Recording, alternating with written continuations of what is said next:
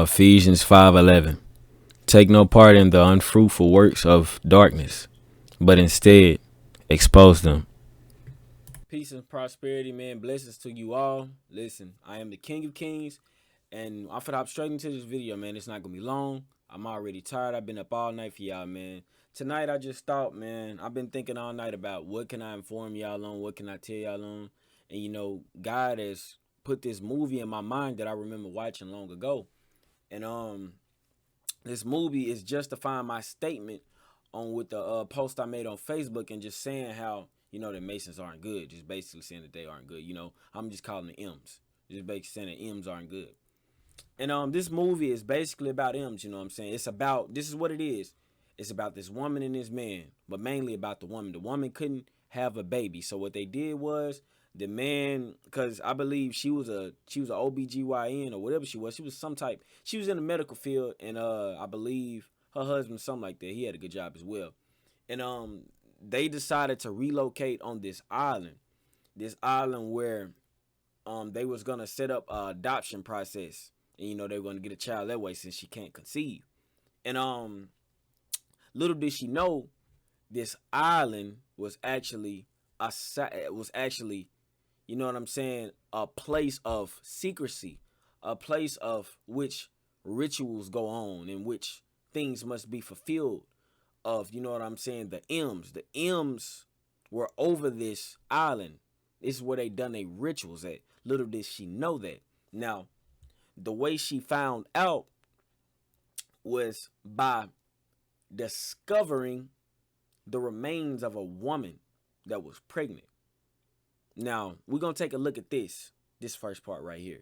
And I'm going to just let y'all get that through your mind right now. We finna look at this scene right here. Now, keep in mind, y'all. Keep this in mind. The M's done this. Let's take a look.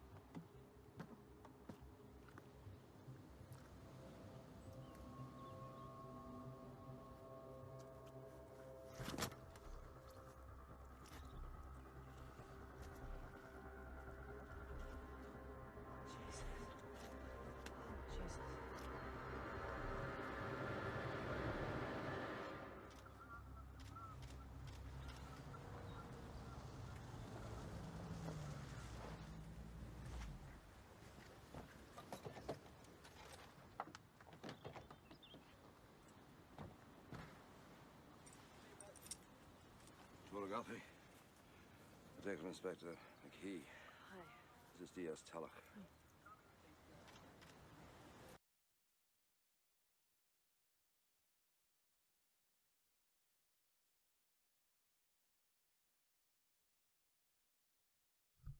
Oh, my mic was kind of low, man. I'm sorry if they were kind of low, but keep this in mind, guys. This man right here, he's with them. Most of every man on here, on this, you know what I'm saying, on this island, is they are in on it. Now, she finds the body. So there goes the curiosity. It's very curious to find a dead body buried in your backyard. So, questions are trying to be answered. And I'm gonna fast forward a little bit, but I will play this part right here because it's very important. Now here's where they talk about the body. What can you tell us, Stephen? Well, at first glance, what we have here are the remains of a female aged somewhere between 25 and 35 years of age. The skin has been tanned by the peat, but from her bone structure and the shape of her skull, I'm pretty sure that she's Caucasian. What are those markings? And they look like runes. They've either been carved or branded. Now, let me rewind just a little bit. Now, as you can see those runes that they were talking about, keep this in mind, guys. Everything, like I said, this is how I was able to point out you know what I'm saying, with the George Floyd situation. I pointed out by symbols. Those eagles were symbols. Now keep this in mind. Symbols mean a lot. Why would a woman be dead in somebody's backyard and certain type of symbols be engraved into her body? There has to be some type of ritual going on here. But these, just summing it up right here, these are runes, or whatever you want to call them, some type of symbols that are engraved into this woman's dead body. They've been self-inflicted. You sure about that? Sure as I am. That she didn't die of natural causes.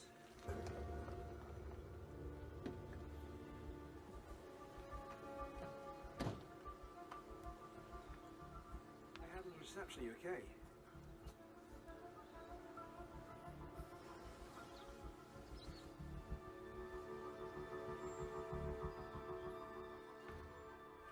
Did you hear that her heart was cutting? That she didn't die of natural causes. Now listen, guys, what he meant by that was, basically, I'm just sum it up like I always do. As you can see, as he said, she didn't die of natural causes. They took her heart out of her body. That's what happened. Now, for the fast forward some more. I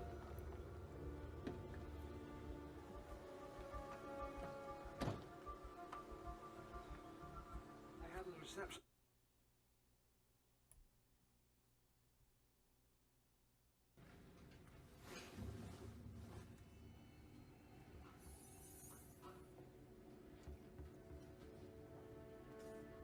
Is she right? Seems your talents are wasted on the living, Dr. Hamilton. So what do we have so far? Well, we know that the victim's rib cage was split open with some kind of blade, and that she died of a massive hemorrhage when her heart. Now, here's where it gets even more interesting. She was pregnant, and as you can see her heart was took out, and as you can see, her stomach was open as well, so the baby was took out. Was cut out. Why take the heart? Maybe someone was trying to harvest her organs. And this was no harvest. Pulmonary trunk and ascending aorta were both quite badly hacked out. Also, there's trauma on the wrist, the upper arm, and the ankle. Probably from some kind of restraints. So she was probably still alive when they did this to her? Jesus. Well, these islands were rife with this sort of thing way back when. The Druids, the Norsemen, they all performed ritual sacrifices. You think she's that old? I mean, she looked... Now, did you hear that?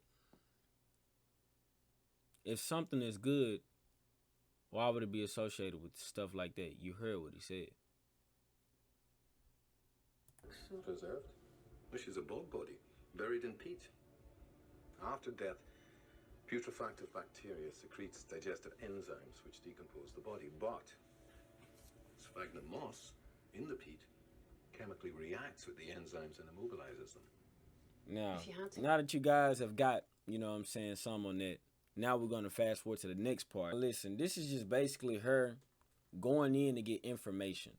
So this is just her taking a risk, you know what I'm saying, risking her life, her freedom. She wants to go get information, more information on this, because something isn't right. Nothing is right about this situation, and everybody is constantly trying to, you know what I'm saying, push it off to the side, and they not trying to sit here, you know what I'm saying, and just allow her to find the truth. They just trying to cover it up because they're all in on it. So let's take a look at this.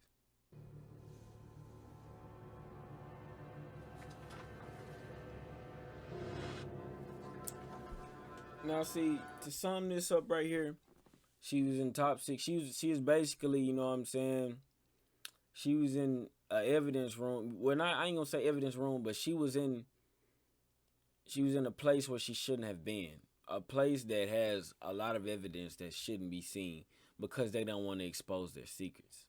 So, you know what I'm saying, basically, she ran.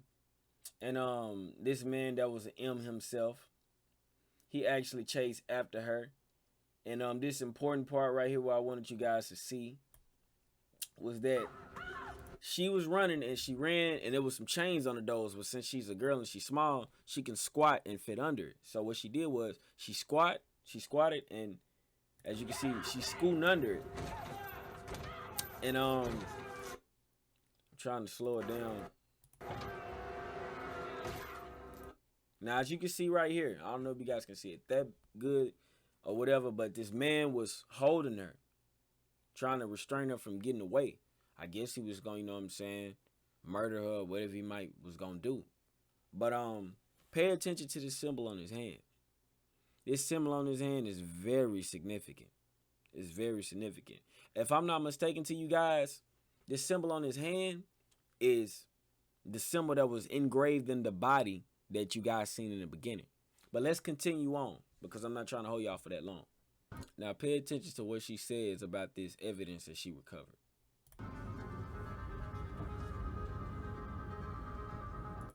In October 2011, there's no way you stole this from the mortuary. I took it to see if I could find a match, and then Stephen Rennie showed up and took the rest of the autopsy file.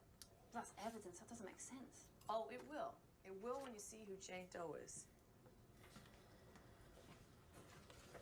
Teresa Rennie. There must be a mistake. Why?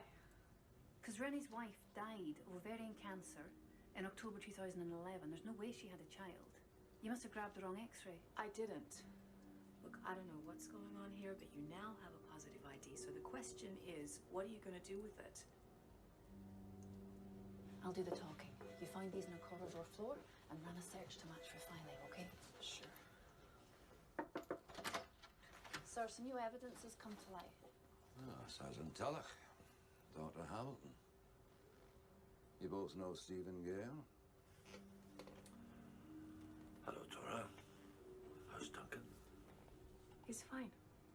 If you don't mind, sir, we need a private word. Now listen, to sum it up, this woman right here is a sergeant, and you know, she's pretty much in power as well. And she's like some people, you know what I'm saying? She's like the few of us out here, as well as, you know what I'm saying, the doctor as well, Tora. She's like some of us, you know, that actually wants to know about the truth, that is spiritually gifted to actually seek the truth, you know? And to sum it up, Tora has discovered, not her, Tora, she has discovered these records, and like this woman said, is that, I forgot which man she said, but she said that the man's wife died some type of way, but it really wasn't like that. She discovered the records of that man's wife, and everything showed different. And basically the man was just lying and saying that she died, saying that the man's wife died of stage 4 ovarian cancer. And what makes it so crazy is, as you go further and further in this movie, you will realize that when they uncover more and more information, that all these women were on this island and they were dying with a stage 4 ovarian cancer. Which is very weird, considering that, like, it's going like it's a pattern. Basically, the same thing happening over and over. So let's continue. There's no need for that. I've filled him in on what's going on. Is that right? Last week, a body was found on your land, Tora. My sympathies, by the way. The body was that of a young woman who was brutally murdered a long time ago and whose remains are probably destined for the Museum of Natural History. Yet despite the coroner's findings, the two of you have engaged in an unethical, possibly illegal, comparison of dental records and believe... That's what they always say when you seeking the truth and finding the truth, and you have found something that is true. They won't tell you that about a lie. They'll put a lie as the truth. You found a match to Dr. Rennie's late wife, Teresa. How do you know? It's a small island. Problem, Mr. Gare, is And think about, not to keep pausing it, but think about what he just said. Think about what she just said. How would you even know that I stole those files? You weren't there. How would you even know? Like he said, small island. Meaning, we're all in on it. We're all in on it. We've been knew that happened. We're all in. We know. that we've now revised the estimate and the time of death. It's irrelevant. Whether your Jane Doe died last week or 1,000 years ago. Teresa was under the supervision of the finest doctors at Saxe-Voort when she passed. She was then cremated. There were over 50 people at her service, including McKee here. That's true.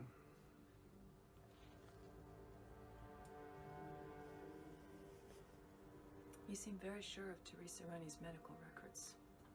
That's because my own wife passed away right around the same time. It was a very hard time for everyone. Now think about it. Like I said, they're all in it. Like you said, his wife passed around the same time. It's a chain, a pattern, like I've said. Let's continue. It was about the baby. Just take a look at this. The Kuno Trows. You know these stories are told to wee bairns. Not this version. This was sent to me by an expert at Oxford University. The Kuno Trows were a patriarchal warrior race of Shetland males that believed themselves stronger, healthier, and smarter than ordinary men.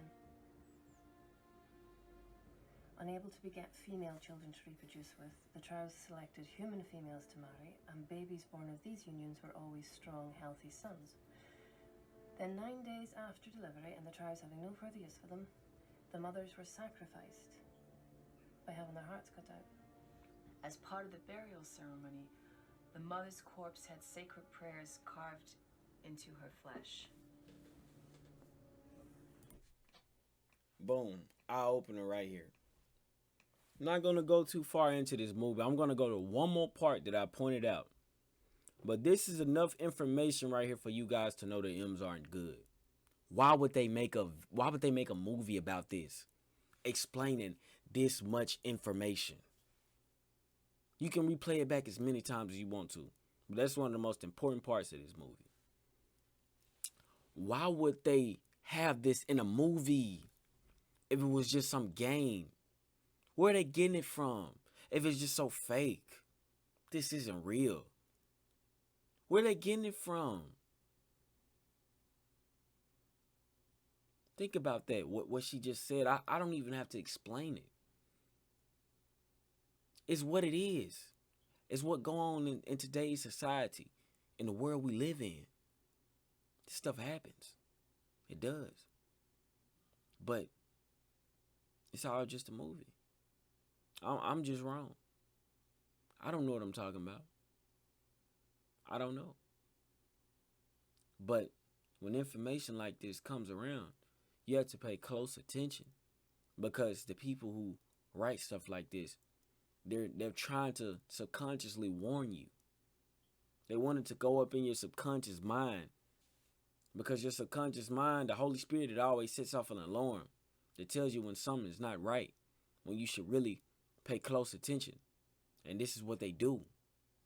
It's predictive programming. Well, yeah, predictive programming. I forgot how you said, but it's just programming you, basically grooming you for it, so you'll be used to it when it happens. And to be honest with you, when they program you like this, you're so numb to it that you won't even notice that it's actually happening in real life.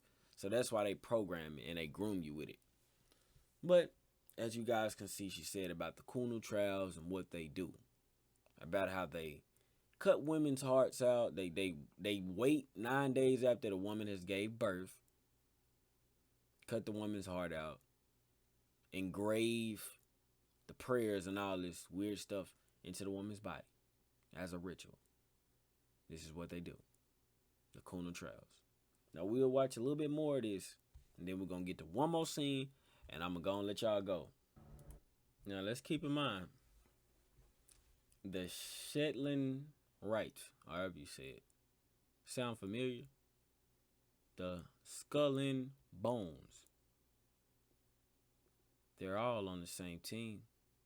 They just give them different names on certain type of platforms, plays, etc.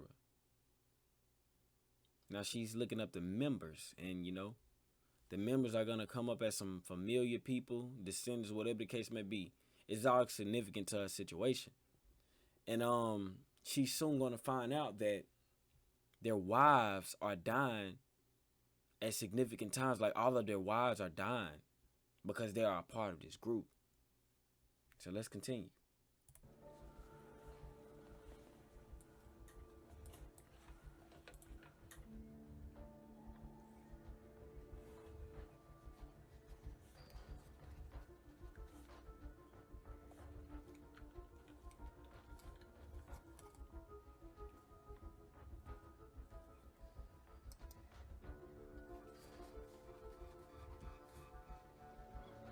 And that's why I'm mistaken. I'm sorry.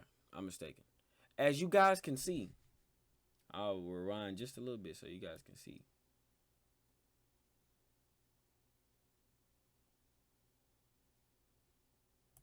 As you guys can see on this computer, all of their wives died in the same year. In the same year. So just keep that in mind. Those are the dates their first wives died. And the stars next to that? Those whose baby either survived the mother or who adopted a son within 9 months. Your husband's father's name's on this list. Like I said, descendants.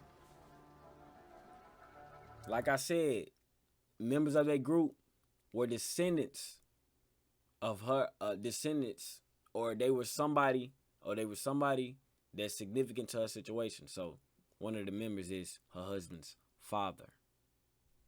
Password protected. Now, far just right here, they're gonna get some top secret information, and to sum everything up, the sergeant, man, she's gonna get, you know what I'm saying? I believe. I'm not really sure. I didn't watch this movie before, but if I'm not mistaken, you guys will have to watch the movie.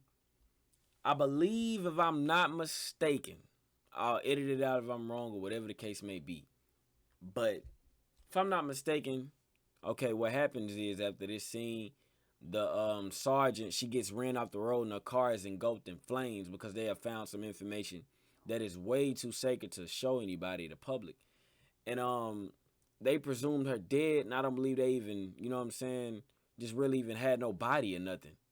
They didn't even have no body. And so, you know what I'm saying, that situation happened. Now I'm gonna skip to 31, not 31, but the next scene that I had noted down in my notes.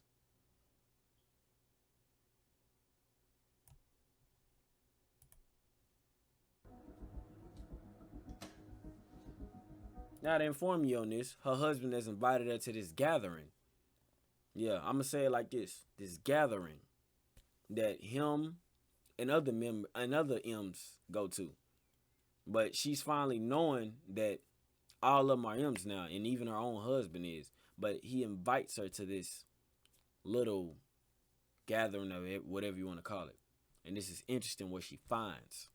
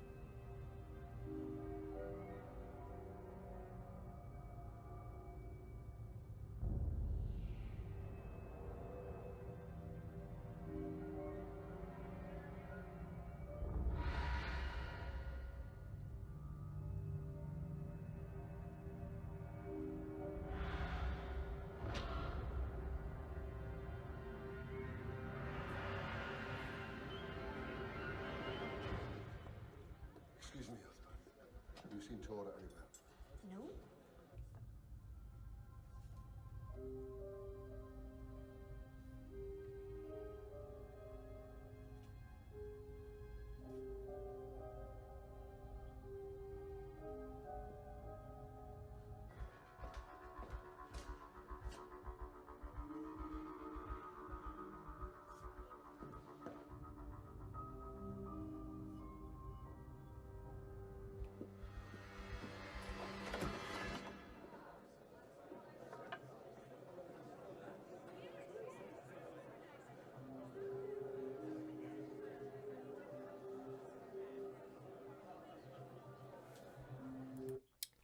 And guys, that's probably gonna wrap up the video. I'm gonna let you guys watch this movie so you can understand. But man, you guys, this is a movie about the M's though. It might not exactly say it in the movie, but this is a movie about the M's and what they actually do. That's just a sum of what it is. You guys are gonna have to watch the rest of the movie so you can actually interpret for yourself. And you can look at the symbols and even the hat that the man was wearing that you seen. It's all of the M's. But they're just so good. They're just so good, man. I'm just so wrong. I don't even know what I'm talking about. But guys, as you can see, she found the, you know what I'm saying, the lodge, the little sacred room that they go into. And she just seen every, you know what I'm saying, all of them up in there, all the tools that they use to do stuff. Just basically they generations of it. And her own husband was even in the picture up in there. Just their whole, you know what I'm saying, entire community of that stuff. And everybody up in there is all of one. All up in it. But yeah, guys, this is just more proof of, you know what I'm saying, what I said about M's are not good. Never will be. But they'll never tell you. But guys, watch this movie, man. It's called Sacrifice. I'll leave it in the description. And man, make sure you watch it, guys. I am the King of Kings, man. I hope you guys enjoyed this video, man. I really do. Peace and blessings to all of you. And I'm out, y'all.